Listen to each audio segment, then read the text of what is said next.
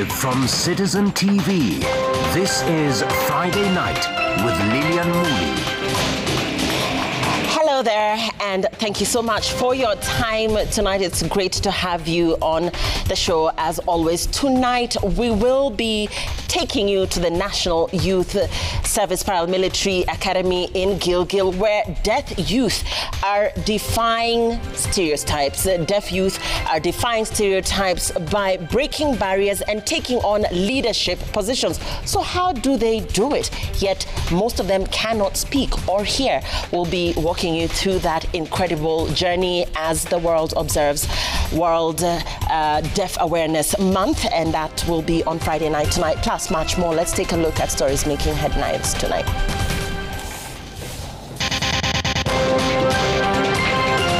Many of the gains we had in the past have been eroded. Linda Mama and others replaced by new, untried, untested schemes.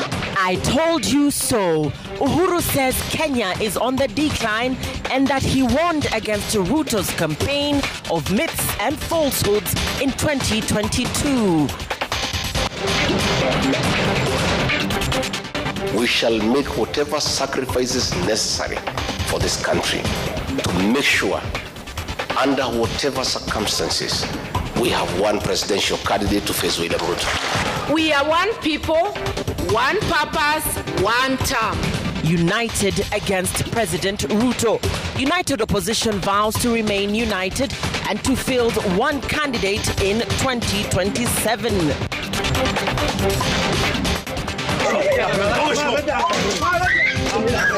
Outrage over shocking beating. Police arrest one of the men caught on camera brutally assaulting a woman in Kareta, Narok County. End of the poll. 2 Somali teenagers arraigned for desecrating the Kenyan flag and being in the country illegally.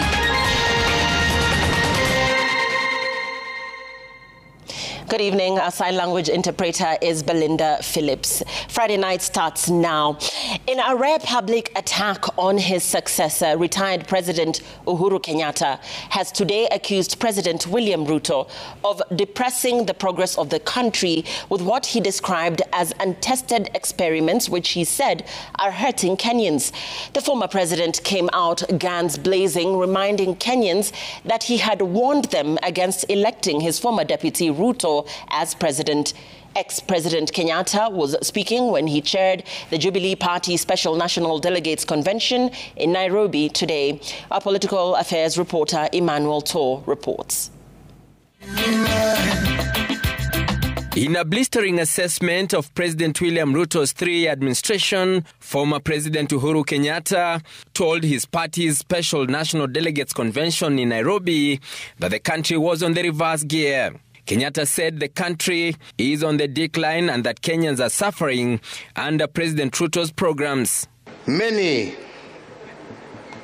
of the gains we had in the past have been eroded. Linda Mama and others replaced by new, untried, untested schemes. And while we wait for these experiments to work, Kenyans suffer and our progress is retarded.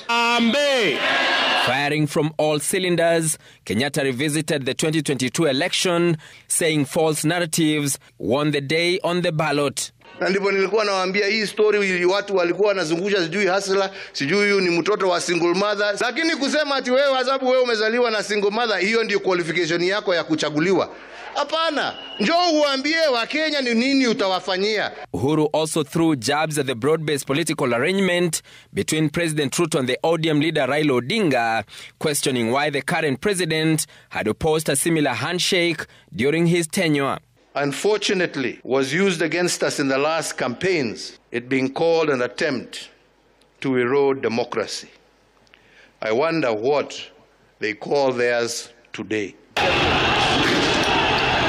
in an apparent reference to police killings that characterized the Gen Z-led anti-government protests.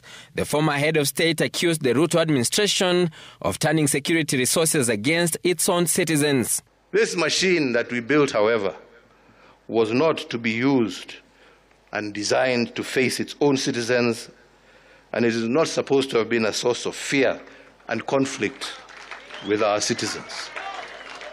Ilikuwa ya kulinda wananchi, sio kuumiza wananchi. Kenyatta revisited his stance against his then Deputy Ruto in 2022, expressing regret that his message failed. Indeed, today, some of the truths we spoke of yesterday have become the reality check of today, while some of the myths and falsehoods have become the nightmare that many are living. The Jubilee Party leader, who hinted at stepping down from his current role, calling on the youthful leaders to rise up to the occasion. It is my hope today that as some of us give way,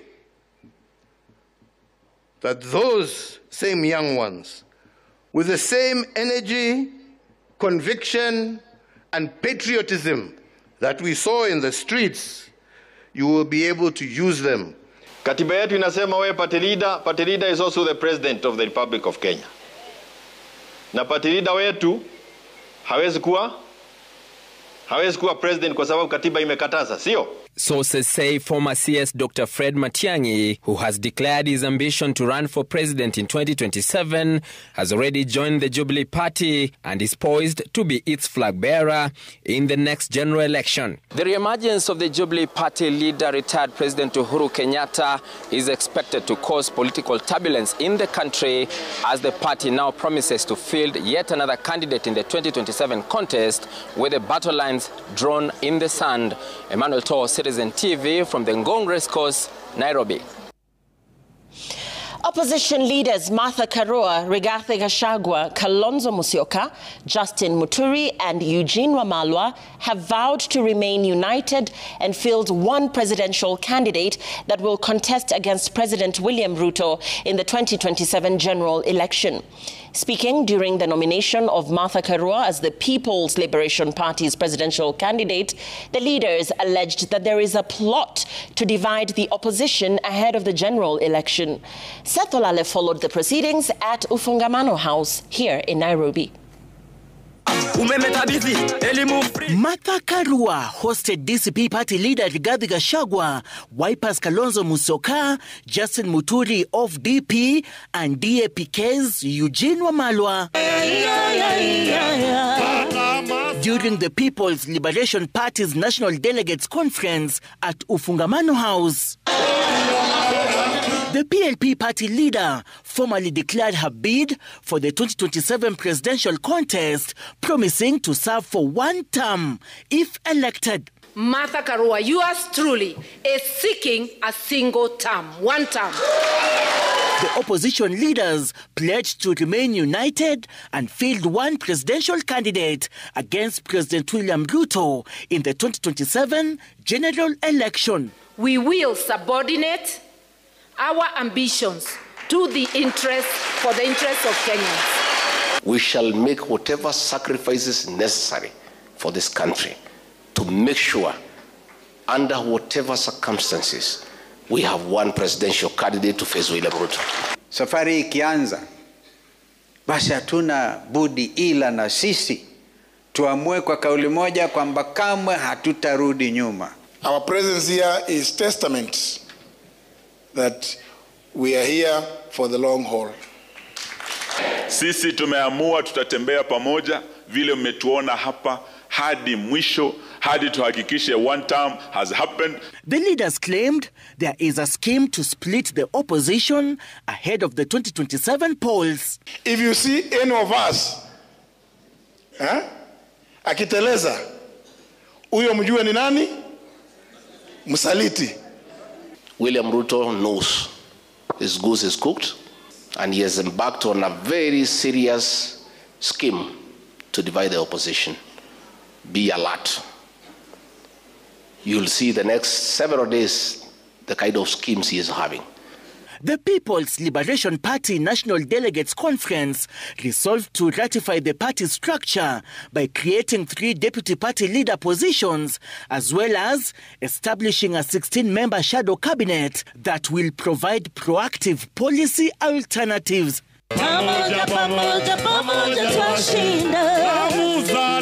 But even as they vow to remain united, the upcoming by-election provides a litmus test for a team that is keen on providing alternative governance by unseating the incumbent President William Ruto.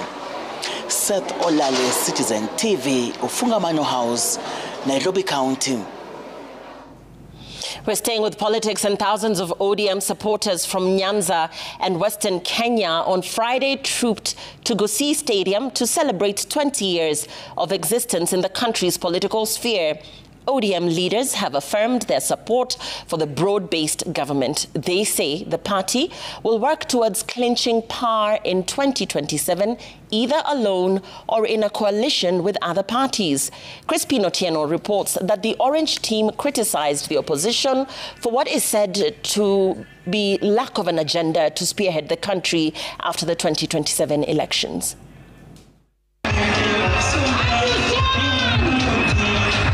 Friday afternoon at the historic Gusii Stadium, thousands of Orange Democratic Movement supporters filled the stadium to capacity as the party commemorated 20 years since its formation in the year 2005. Led by party's officials, among them Simba Arati, Abdul Swamad Sharif, Gladys Wanga, Geoffrey Otsotsi, in style, stamped the authority at Gusii Stadium amid cheers from their supporters, donned in orange t-shirts and caps. The leaders used the platform to woo Gusii region, Nyanza and entire Western Bloc to rally behind broad-based government. Kuna wale walikuwa nasema hakuna mtu ataingia stadium.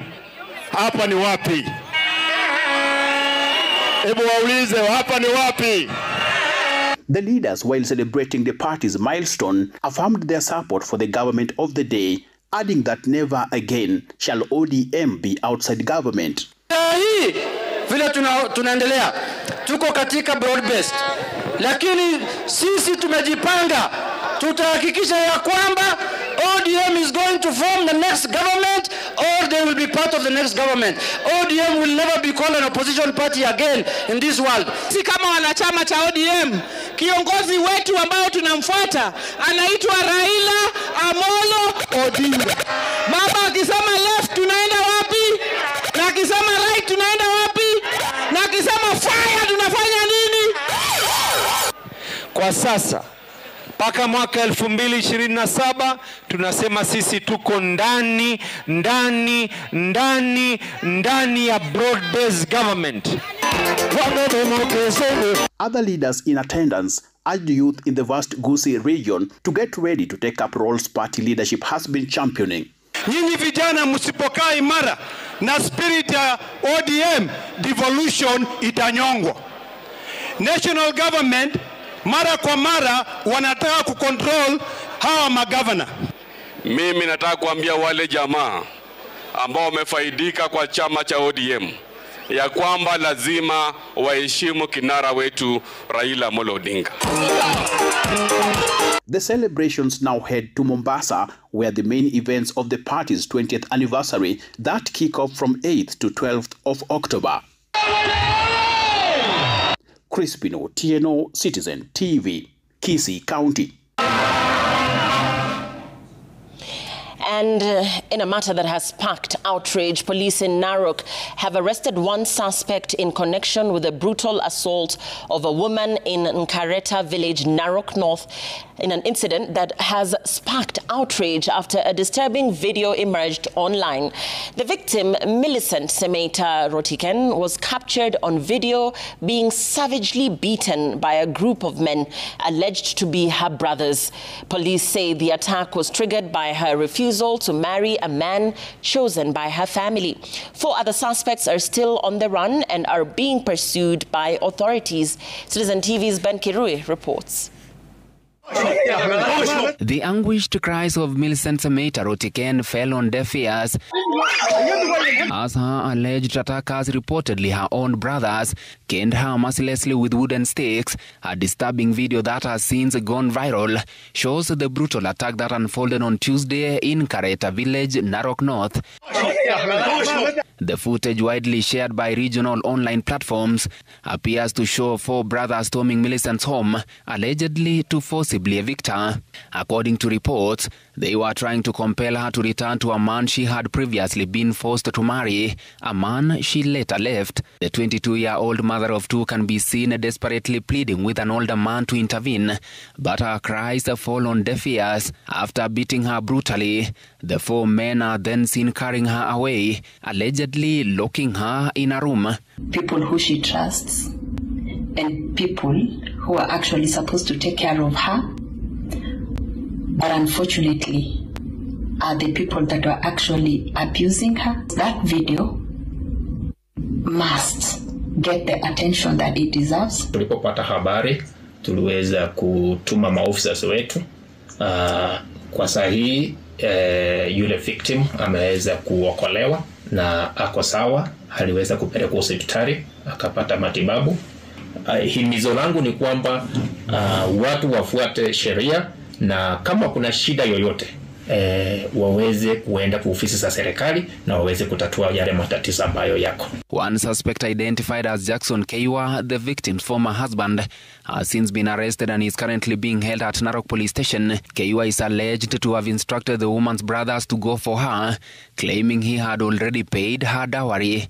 4 other suspects, all brothers to the victim, are being sought by the police. The incident has triggered public outrage, with the Office of the Director of Public Prosecutions giving police 7 days to complete investigations and forward the file for review and further action. The National Police Service has also condemned the barbaric assault, assuring the public that the suspects will face the full force of the law. The victim, who is an expectant mother, has since been treated and handed over to a rescue center for gender-based violence victims. Ben Kirui, Citizen TV, Nairobi. And hundreds of Maasai community members affiliated with the Kikonyokie Community Trust on Friday staged a demonstration in Ngong, Kajiado County, protesting the alleged illegal and irregular subdivision of the contested Kibiko land. Marianne Nyambura reports. The protesters marched to the current home of ODM party leader Raila Odinga to present a petition seeking his intervention in the protracted land dispute. They claim senior Ministry of Land officials are behind the illegal issuance of title deeds and subdivision of the contested property. Actions allegedly carried out in defiance of a court order barring any dealings on the land. For a very long time, we've been fighting over this land with the cartels. And these cartels are people who have actually been manipulating the ownership of this land. And today we wanted to let him know that we are not happy as the community there because the cartels have decided to come out and collude with the people who are in lands department. The 2,600-acre tract of land has long been at the heart of a bitter dispute, with rival claims of ownership and deepening leadership wrangles fueling tensions. If this land was to be divided, 1 is the law and order, courts to be respected. Number 2, if this community agrees to subdivide the land, due process should be and must be followed. As the Ma community, we do not have land. Personally, I do not have land. And I'm paying to see an orphan, to see a widow who does not have a land. We appeal, and I speak on behalf of every weak woman in Kenya.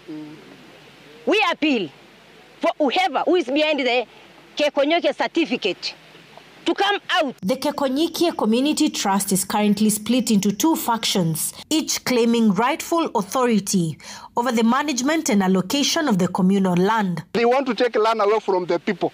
They have been bribed, they have been paid to resettle or to dispossess these people of their land. And I want to make this statement very clearly. It will not happen. We will not allow. In May 2024, the 2 rival factions held parallel elections, one declaring Moses Parantai as chairman, the other naming Moses Monique. Both sides claim legitimacy under the trust's governing documents and past court rulings. Miriam Nyambura, Citizen TV. 2 Somali minors who were captured stepping on the Kenyan flag at Nyayo Stadium during a football match have been arraigned in court. The minors face charges of being in the country illegally, damaging a national symbol of unity, the Kenyan flag, and causing disturbance. However, they did not take a plea after Senior Resident Magistrate Rose Gitao ordered that they be taken to the Gigiri Children's Protection Unit. The magistrate further directed that a social inquiry report be filed in court before the minors can answer to the charges. Relatives of the two had requested their release into their custody, but the court declined on grounds that they were not biological parents. The minors are expected back in court next week on Wednesday for further proceedings. Initially, they were being taken to the normal criminal court, and we have objected because these are children. We have National Cohesion Commission, we have a council, at the Ministry of Home Affairs in charge of handling children matters. I mean, I think these children are supposed to be taken, sit down there and be properly guided, because they're 14 years, honestly. I mean, I don't think it's proper for Interior Ministry to be overzealous and arrest them and put them behind bars. And Education Cabinet Secretary Julius Migos has assured that talks to resolve the ongoing stalemate in public universities are on track. Appearing before the Senate Education Committee on Friday, CS Migos revealed that 2.73 billion shillings owed to lecturers under the 2021-2025 collective bargaining agreement has already been paid. Negotiations are still ongoing for the outstanding 7.9 billion shillings from the previous agreement. His assurance comes as learning remains paralyzed in public universities for the 10th day, leaving thousands of students in limbo after lecturers downed their tools. Sarfina Chiang-Ouma has the latest update. Thousands of university students across the country remain stranded, nearly 10 days since lecturers began their strike. The boycott has thrown the academic calendar into disarray, disrupting lectures, examinations and research activities nationwide. Tuko confused kama first years, hata Malek bado hatuajui majina, so tumetry our best. Kama saa hii hata ndo natoka class discussion, lakini hakuna kitu tunaelewa juu hata hatujaifunzwa. Tunaumia na tumelipa school fees. Tunaambia serikali ifanye ione venye itasaidia ma lecturers warudi. The plea comes as Education Cabinet Secretary Julius Migos, appearing before the Senate Education Committee in Mombasa, revealed that the government has already released 2.73 billion shillings owed to lecturers under Phase 2 of the 2021-2025 collective bargaining agreement, while negotiations continue over the outstanding 7.9 billion shillings from the 2017-2021 CBA. The court had directed that whatever issues that are there be discussed in a structured manner. That led to the appointment of a conciliator who held a meeting with them 2 days ago, I think on Thursday or Wednesday this week. And the conciliator is to do a report to court, and we're coming back to court on the 6th of October. Lecturers are also pushing for the start of negotiations on the 2025-2029 collective bargaining agreement. Education CS Julius Migos has assured that the process is on course. They had a meeting, I think on Friday last week, the first meeting, and they've agreed that SRC will give them the beacons by 30th of this month so that they can continue negotiating. Despite his optimism, the lecturers maintain their hard stance, vowing to keep off classes. Sisi tuko tayari, akija sasa hivi tutaketi, tujadiliane, lakini kikubwa aweze kutulipa pesa zetu. Kama si hivyo, basi mgomo utaendelea, wanafunzi wanaendelea kuumia. Safin Achieng Oma, Citizen TV. Deputy President Kithure Kindiki on Friday led the charge by Kenya Kwanza on the united opposition over its style of politics that he says is intent on dividing the country along tribal lines ahead of the year 2027. The DP, who took issue with his predecessor Rigathi Gachagua over what he says are concerted efforts to turn the electorate against leaders aligned to the Ruto administration, especially in central Kenya, wants the DCP leader to pick leadership lessons from the late President Mwai Kibaki.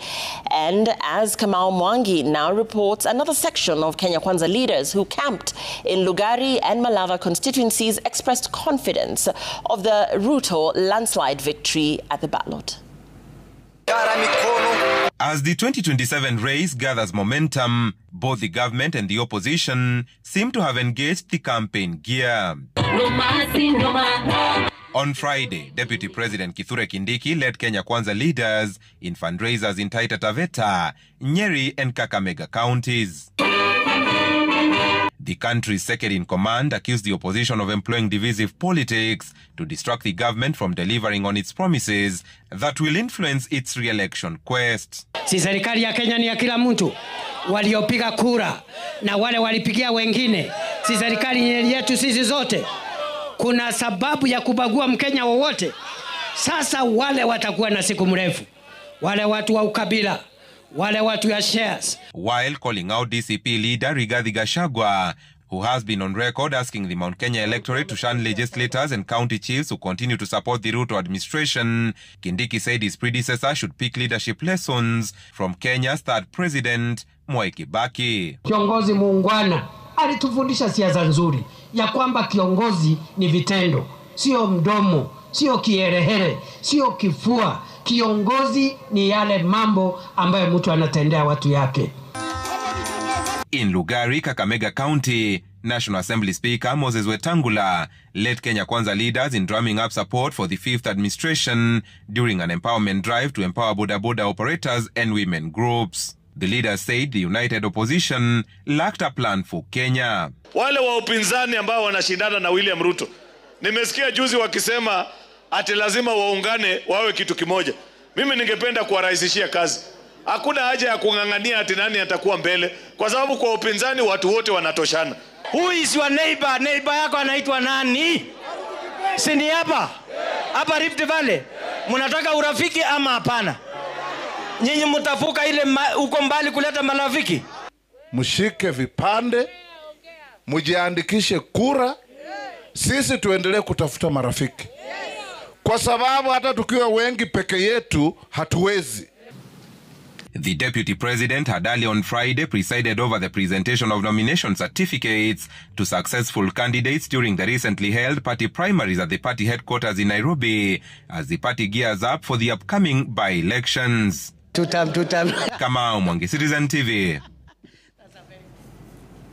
Time for us to take a very short break now. Friday night continues in just a bit. Let's take a look at what's coming up.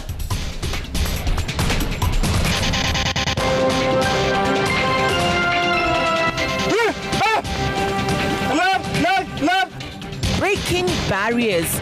Hearing impaired youth rise to leadership at NYS Academy.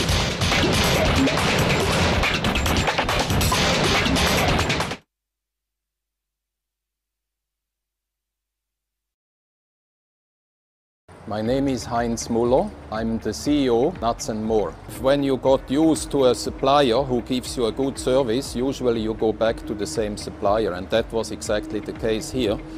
Build phase 1 together with SAFBuild. We made good experience overall. Then we started to inquire about phase number 2. We believe we have done the right choice. We have selected a durable product from SAFBuild. SAFBuild, a quality product from Safal Building Systems, a subsidiary of MRM.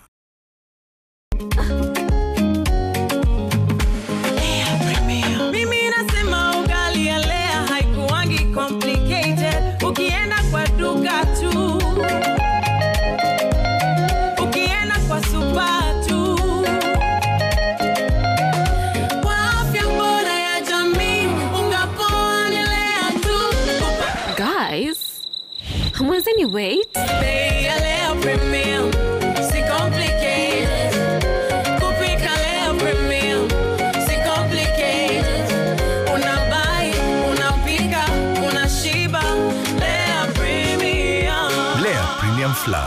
nurturing the world.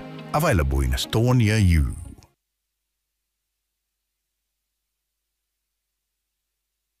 And we need 2 Royco cubes because iron gives you strength to sukuma yourself to be the best you can be.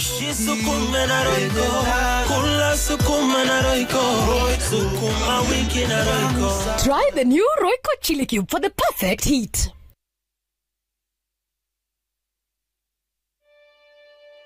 Kote nchini mbele tuendelee.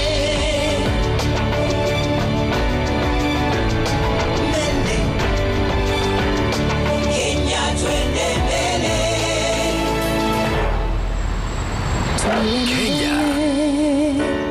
Twende Mbele. NCBA. Go for it.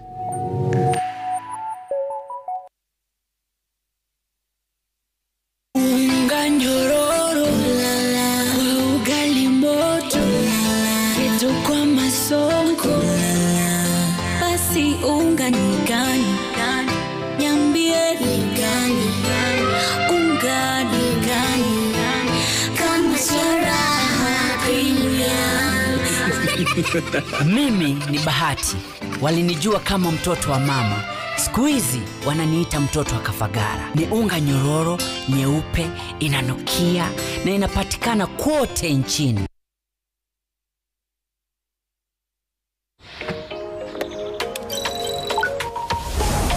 Do you got a peace of mind I can borrow? We living for today. Are you thinking about tomorrow? The sunshine in the morning time make you smile. The wind blowing kisses on your face, you'll be fine. We'll be alright. Promise we'll be okay. Let's meet up on planet Earth. Just promise you won't be late. A million people got their hands in the air. You believe it, I believe it now. Everybody say, I've got the power.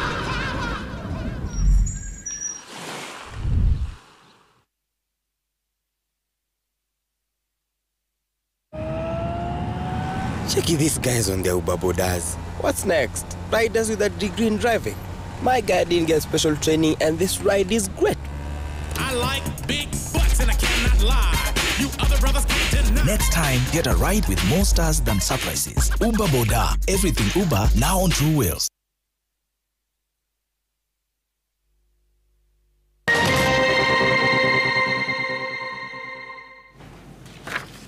Welcome back to Friday Night. Scores of delegates staged a dramatic walkout at the United Nations General Assembly as Israeli Prime Minister Benjamin Netanyahu rose to deliver his annual address. The protests left large sections of the hall empty, but a defiant Netanyahu pressed on, vowing to quote-unquote finish the job of eliminating Hamas in Gaza, despite mounting international criticism over Israel's military campaign.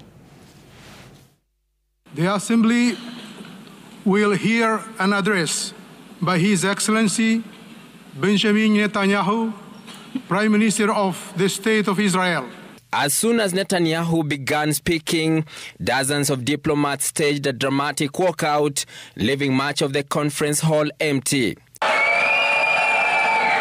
Please, order in the hall. The Israeli leader was met with a mix of jeers and applause as he addressed a half-empty room. In a combative speech, Netanyahu lashed out at the recent recognition of a Palestinian state by several Western nations, calling it a mark of shame and claiming it sent the message that, quote, murdering Jews pays off, end of quote. Well, I have a message for these leaders. When the most savage terrorists on earth are effusively praising your decision, you didn't do something right. You did something wrong, horribly wrong. It's not the absence of a Palestinian state. It's the presence and existence of a Jewish state. Holding up a map he called the Curse, Netanyahu pointed to Iranian-backed groups across the Middle East, citing Israeli military operations over the past year against Hezbollah in Lebanon, the Houthis in Yemen, Hamas in Gaza, and Iran itself. Victory over Hamas will make peace possible with nations throughout the Arab and Muslim world. Outside the UN, hundreds of protesters filled New York City's Times Square, chanting and carrying signs condemning Israel's military offensive in Gaza. With placards reading "Stop Starving Gaza" and "Sanctions on Israel Now," demonstrators called on the international community to take action as pressure mounts on Israel over its military campaign. This week, the UK, France, Canada, Australia and several other nations formally recognized the state of Palestine. Israel's offensive has killed more than 65,000 people in Gaza and left much of the territory in ruins. Emmanuel Toss, Citizen TV. And here locally, more than 700 students from vulnerable families in Homa Bay have completed German language training at Tom Mboya University, a milestone under the bilateral labor agreement signed between Kenya and Germany last year. As Marianne Nyambura reports, these students are now eyeing job opportunities abroad and a chance to change their lives forever. A celebratory mood engulfs Tom Mboya University, drawn from 1,400 vulnerable families in Homa Bay. These students have learnt a new language and with it, a new hope for the future. Most of us on arrival, we never had a clue about German language. We could only speak our Swahili, English and Luo maybe. But up to now, definitely most of us speak the German language to a certain level of proficiency. Kupitia hii programu naona kuna nuru mbele yetu. Kwa kuwa wengine wetu hatungeweza kuingia katika university, lakini kupitia hii program tumeweza kuingia hapa. Alafu tutakuwa tunaenda ng'ambo.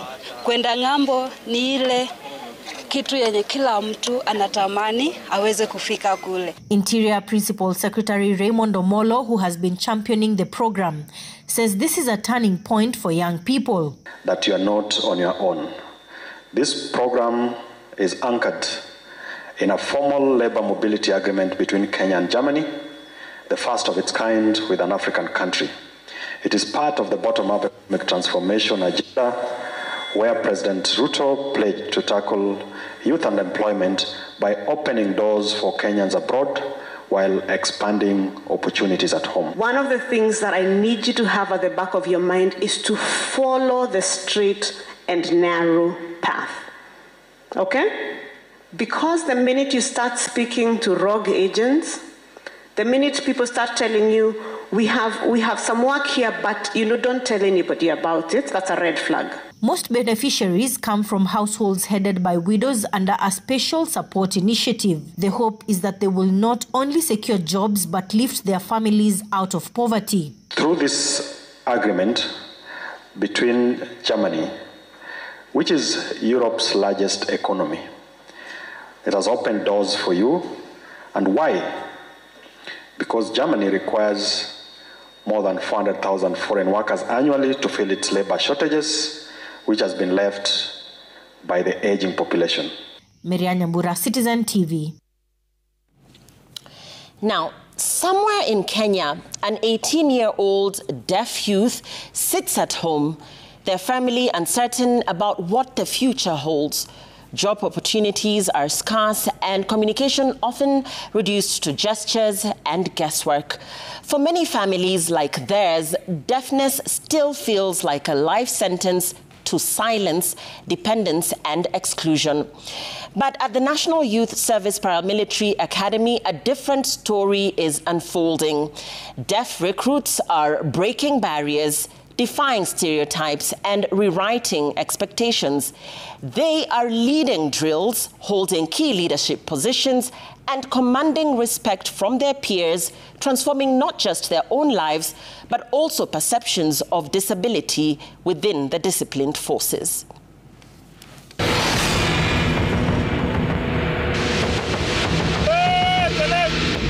The polished boots of recruits move in perfect unison, responding to crisp commands that cut through the air.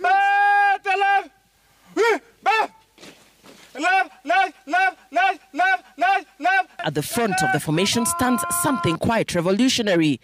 Drill leaders, sharp-eyed and composed.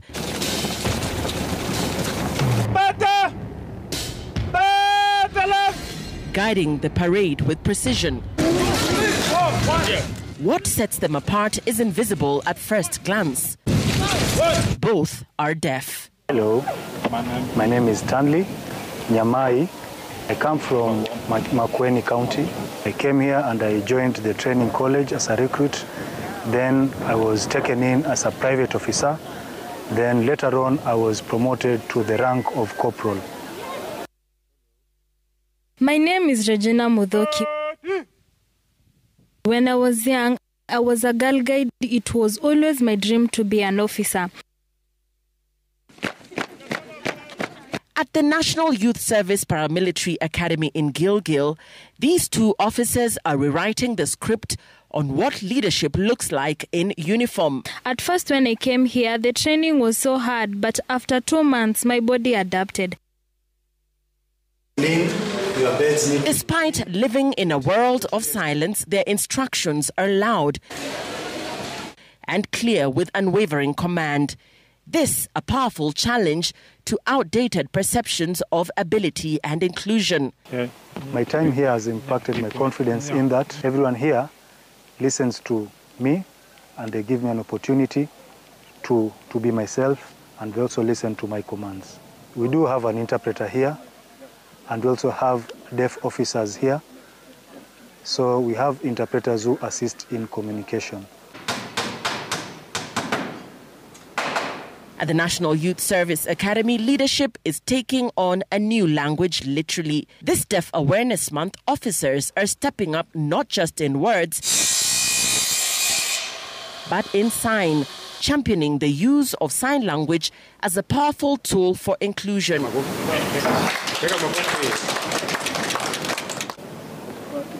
Anyone with a disability who has lost hope in life, I'd like to encourage them, because I am a person with a disability as well. So I just encourage you and I motivate you to just keep up, keep on. Maybe in future, things will get better.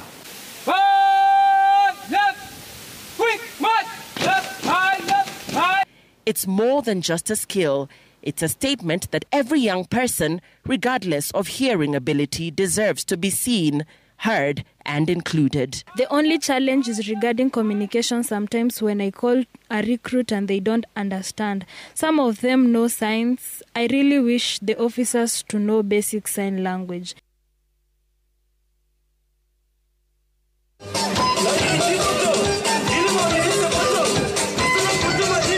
By integrating sign language into their leadership training, these officers are breaking down barriers, challenging old norms, and proving that the future of leadership is boldly inclusive.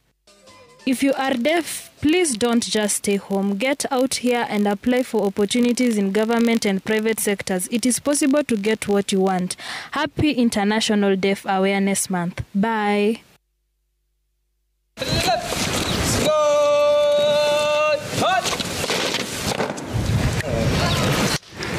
And that's a day at the National Youth Service Paramilitary Academy in Gilgil, Kenya.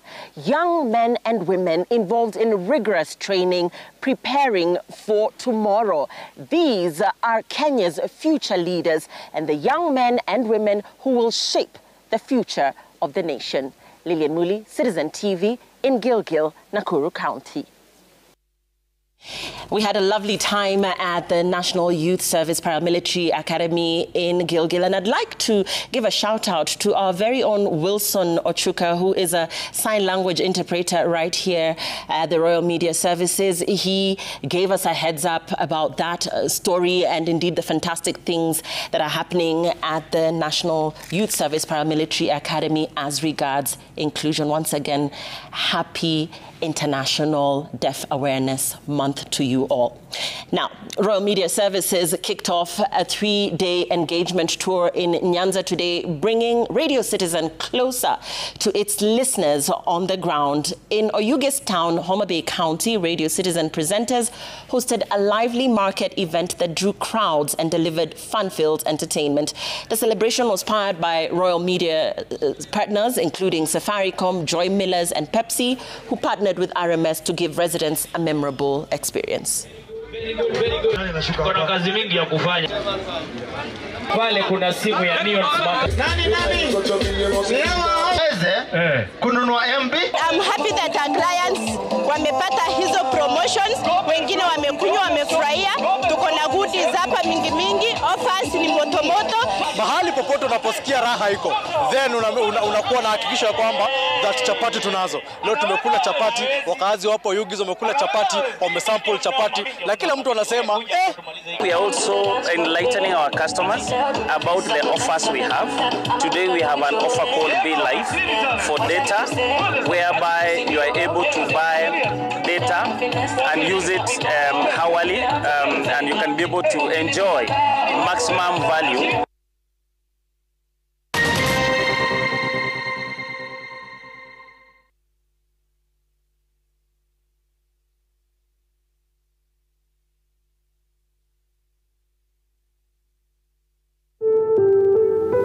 Parents and caregivers who interact regularly with children are encouraged to actively be on the lookout for cancer symptoms like presence of lumps or swelling, especially in the neck, armpits or groin, and if painless, abdominal swelling or unexpected weight loss or fever. Should you suspect anything, seek medical advice. This message is brought to you by Royal Media Services in conjunction with Faraja Cancer Support Trust. We care.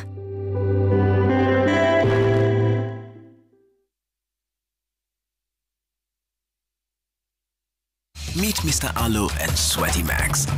Switch to Aloe deodorants. Naturally derived ingredients, no aluminum salts, and long-lasting freshness. Because life's too short to be the before guy. From Tropical Brands. KCSE graduates, launch your future, achieve your dreams. Train at Jordan College of Technology, an accredited CBET institution and a brand trusted by employers globally. We train highly marketable courses in journalism, engineering, catering, hair and beauty, fashion and interior design, tourism, ICT, business, medical, short courses and driving. The training at Jordan College is hands-on and life-changing. Don't miss out. Apply now for our ongoing grand intake and train with the best. Visit us at our new ultra-modern campus, Jordan Towers, Thika Town. Jordan College of Technology, the leading TVET and medical institution in Kenya. Rudishiwa 100% transaction fee ukitransact na any pay bill across the country. Ukitransfer chapa from your bank to Airtel Money. Ukiwithdraw chapa from an Airtel Money agent. Buy Smarter Bundle today. Dial *544# or use My Airtel app. Na bado tuna grow. Asanteni wa Kenya.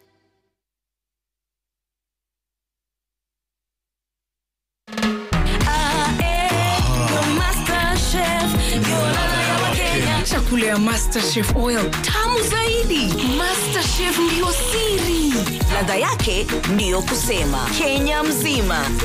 MasterChef, ugali soft inadonjo kudonjo. Iwe ni mafuta, unga wa ngano au ugali. MasterChef ni yetu, ladha ya Wakenya.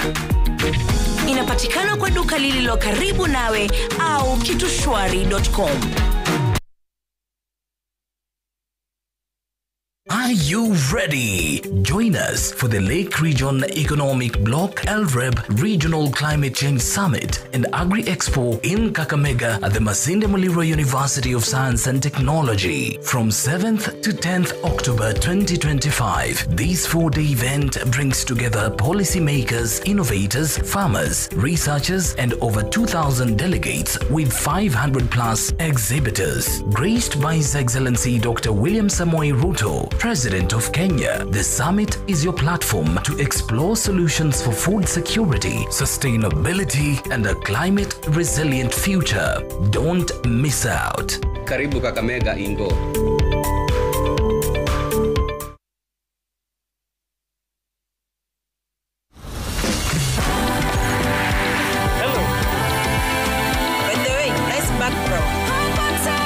Faster speeds, safe and secure. Over 50 million Kenyans. One network. Safaricom. Popote ulipo.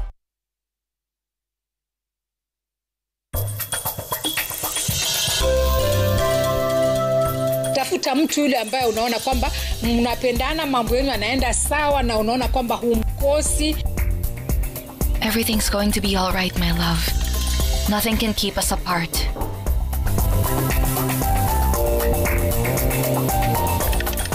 Enjoy up to 100% financing, zero processing fees, and flexible repayment options of up to 7 years through our trusted partners. You can trust Family Bank to support your transportation needs.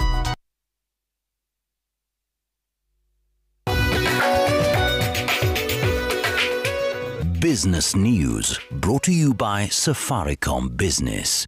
Tukitaka kugrow zaidi, we choose partners with solutions that get us there. You could also power your progress. Join Safaricom Business today. Power your progress at business.safaricom.co.ke. Let's talk business. And British oil explorer Tullow Oil has officially left Kenya after selling all its local operations to Gulf Energy in a deal worth at least $120 million or about 16 billion shillings. The transaction hands Gulf Energy full control of the Turkana oil project, raising hopes that Kenya could finally move closer to producing its first oil. Here's Jasmine Wamboi with that report. Tullow Oil has confirmed receiving the first payment of $40 million from the sale of its Kenyan assets to Orion Energy, an affiliate of Gulf Energy Limited. The transaction transfers all of Tullow's interests in Kenya, though the company will still be entitled to earn royalties from future oil production and also retains the option to rejoin at a later stage with up to a 30% stake. This marks the close of a 14-year chapter for Tullow in Kenya. The company entered the market in 2010, joining forces with Africa Oil and Centric Energy to secure 5 onshore licenses. 2 years later, it struck Kenya's first confirmed oil discovery at the Ngamia 1 well in Turkana, a find that raised national hopes of becoming an oil-producing country. Progress towards large-scale production, however, stalled due to infrastructure, regulatory and financing challenges. Matters worsened in 2023 when Tullow's partners Total Energies and Africa Oil exited the project, leaving the company to shoulder costs alone. Gulf Energy CEO Paul Limo has called the acquisition a major boost for Kenya's energy ambitions, saying it will strengthen the country's energy security. On his part, Tullow Kenya Managing Director Madan Srinivasan says that funds from the sale will be directed towards stabilizing the company's balance sheet. Jasmine Wamboi, Citizen TV. Kenya Savings and Credit Cooperative Organizations, SACCOs, have crossed a significant milestone with their combined asset base rising to over 1 trillion in 2024. According to the SACCO Society's Regulatory Authority's SASRA Annual Supervision Report, this significant growth was a result of membership growth, with the sector boasting of over 7 million members at the close of 2024.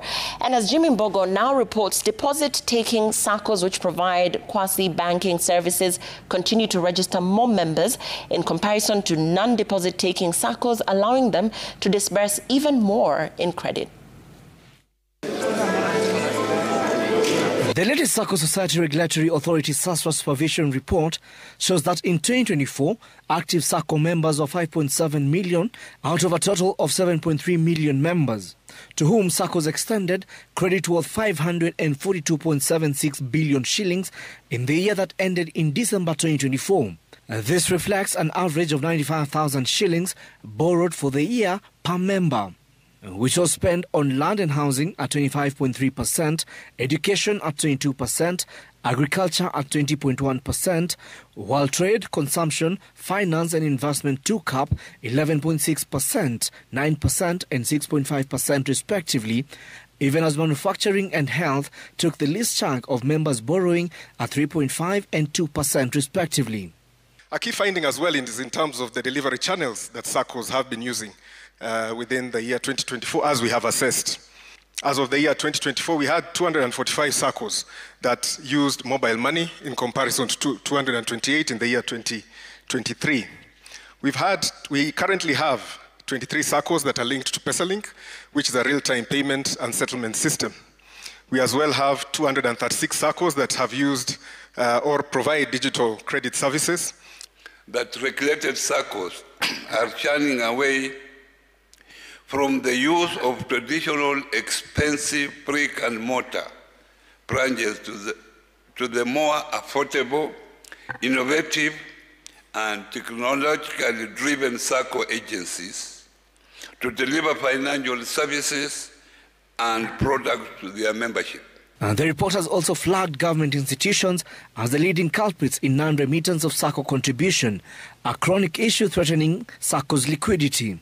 I do note that for the period ended December 2024, about 85 regulated SACCOs were owed a total of 3.49 billion, up from 2.59 billion in 2023, affecting a total of 55,602 members. This has seriously undermined the financial stability of these affected SACCOs. And the report also shows that SACCO increased revenue retention, reaching 11% under the strengthened regulation framework, with the sector recording a slight improvement in credit quality as non-performing loans NPLs dropped by 10 basis points year on year. Jimmy Mbogo, Citizen TV, Nairobi. And earth science professionals have been challenged to embrace technology in harnessing Africa's vast geological resources for economic growth. Water, Sanitation and Irrigation Cabinet Secretary Eric Mugaa said the continent is richly endowed with geothermal energy, natural gas, mineral oil and underground water, which if properly exploited can transform its fortunes.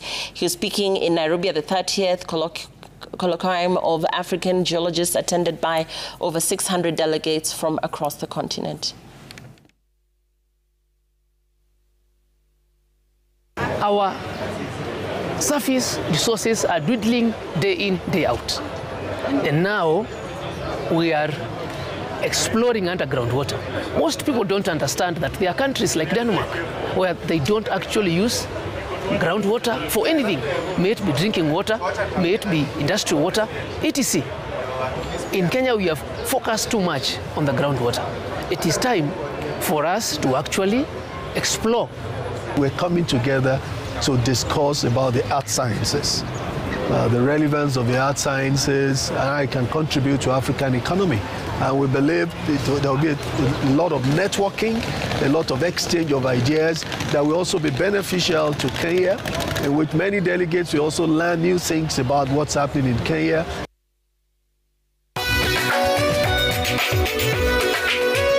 Business News, brought to you by Safaricom Business. Tukitaka kugrow zaidi, we choose partners with solutions that get us there.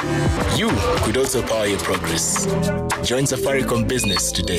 Power your progress at business.safaricom.co.ke.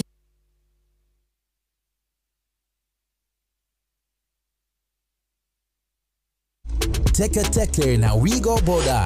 Chanua Jam, fika on time at the lowest charges in town. Wear helmet and ride in style. Ni safi, ni safe, na ni easy kwa mfuko yako. Wigo, your trusted ride. Download the app now. Ama SMS Wigo to 20425. You'll fike right on time. Wigo, your trusted ride.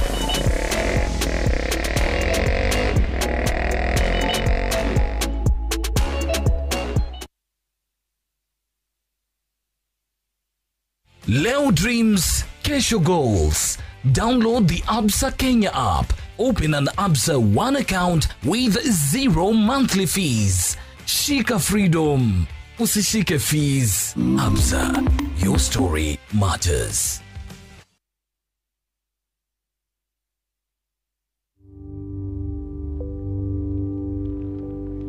Slow melting. Smooth coating. Long lasting.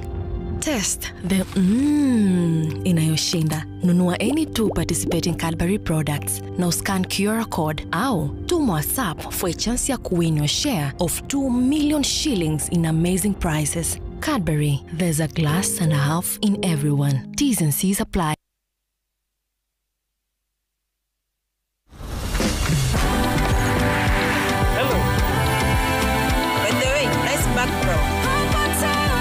faster speeds, safe and secure. Over 50 million Kenyans. One network. Safaricom. Popote ulipo.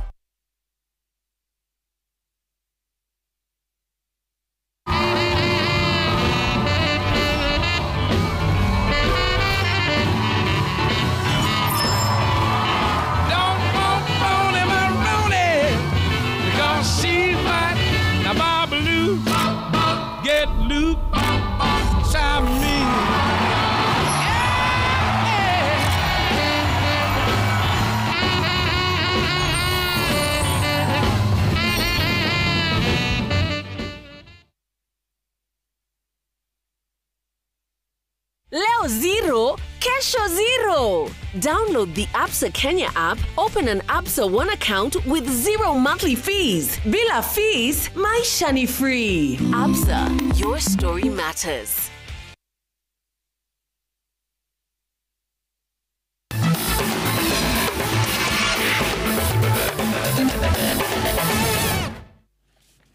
Sports now. National football team Harambee Stars head coach Benny McCarthy has made 4 changes to the squad that will play in 2 2026 World Cup qualifiers next month. Both matches away from Kenya. McCarthy has called up Vincent Happer to boost the defense while recalling 2 players from the Chan squad that reached the quarterfinals. Gor Mahia star boy Austin Odhiambo is back in the team together with Police FC defender Daniel Sakari. Former Mofa striker Lawrence Okoth, who plies his trade in Europe, has earned his first call-up. Harambee Stars will play Burundi away on the 9th of October before taking on Ivory Coast away in Abidjan on the 14th of October in the final 2 matches of the 2026 World Cup qualifiers. Burundi and Kenya are out of contention, but Ivory Coast is firmly in control of the group going into the final qualifier matches.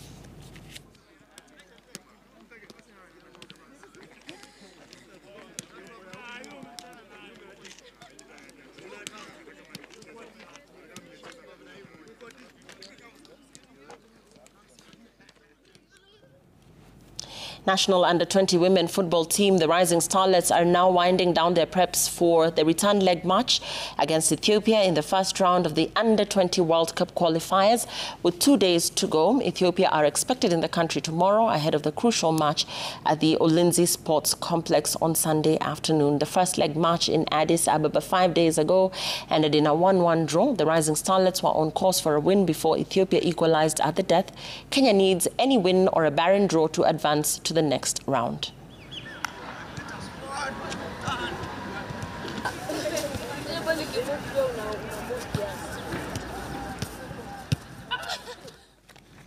Mathare United wiped off the glee from the shine on KCB with a 1-0 win in a Kenya Premier League match at the Kasarani Stadium. KCB started the league on a high with a 2-0 win over Tusker FC, but have been pegged back by the loss to Mathare United. 3 more league matches are lined up for tomorrow, with 2 more on Sunday. Tusker FC will look to bounce back from last week's loss when they take on Posta Rangers at the newly refurbished Dandora Stadium from 1 p.m. At the same venue, a new look Sofapaka FC will host Gor Mahia FC from 4 p.m. Gor Mahia lost 0-1 to Bidco United last week and will want to appease their demanding fans with a win. Coach Charles Akonor is expected to throw in all his big guns, including the Harambee Stars call-ups, some who missed the opening match of the new season last week. The third match tomorrow will pit Mara Sugar against Kakamega Homeboys at the Gusii Stadium.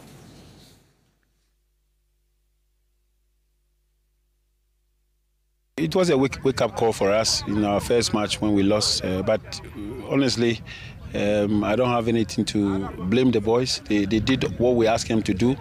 It's just that we couldn't score. We tried as much as we can, we couldn't score. Up to now, Nathan, to prepare poor. We expect a good result coming weekend. Even as we are disappointed for the last match, but we'll bounce back for the second match. And the Kenya National Baseball 5 youth team has turned heads at the WBSC Baseball's World Cup in Mexico, storming into the quarterfinals with a series of jaw-dropping performances. In a tournament packed with seasoned contenders, the Kenyan debutants are proving they belong among the elite. After dropping the first set, Kenya regrouped and stunned European giant Spain with a resounding 7-1 comeback in the second. The team then went on to beat Tunisia 2-0 in sets of 8-5 and 8-2. That is an out at first base. Love that call from our first base official. That's Caridad Quiñones from Cuba, who's the first base official today. Francisco Lopez from Venezuela, the home plate official. A ground ball on the right side here will be the second out of the inning.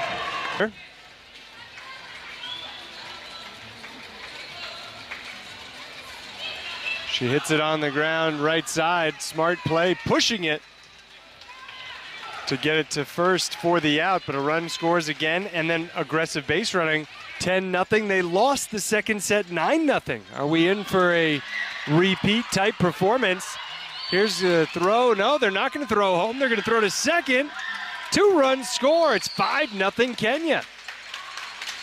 Vile tulianza tukiwa chini sana na tukakuja kuinua wenzetu wengine kwa sababu walikuwa wamechukuliwa na yani hiyo uoga yenye iko ukiwa kuwanja. Although there was some challenges in the first set, we were really low because some of our players were really tensed. Yeah. The game has been good. At least we've tried our best. Yeah. And the battle is not over yet. We are going to try our best and make our country proud. And a brief correction there. That was Tunisia, not Tunisia. So the team went on to beat Tunisia 2-0 in sets of 8-5 and 8-2. Apologies for that mix-up. And finally, 20-year-old Muiga Githinji is hopeful to become the new world record holder in back skating after completing a 20-kilometer session in Nyeri on Friday morning. The record for the longest non-stop backward skating is held by Indian national Venu Ramana, who skated 14 kilometers in January 2022 in 1 hour, 8 minutes and 2 seconds. Munga surpassed the 14-kilometer feat, 1 hour, a minute and 20 seconds. The event that set off at Maganjo Secondary School gate took Muiga through Chieni, Hiriga, State Lodge and back non-stop. He crossed the 20-kilometer mark in 1 hour, 20 minutes and 53 seconds. The young athlete who turned 20 today hopes to use his achievements in advocating for the uptake of skating as a sport in the country.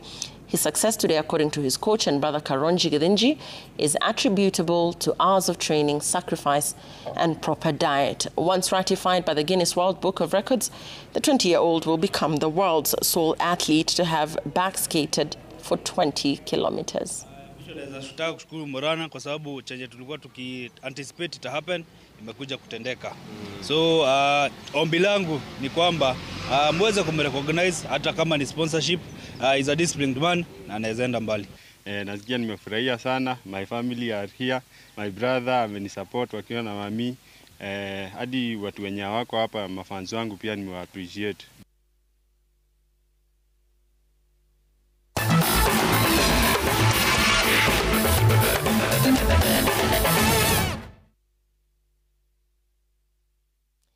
Thank you so much for your time.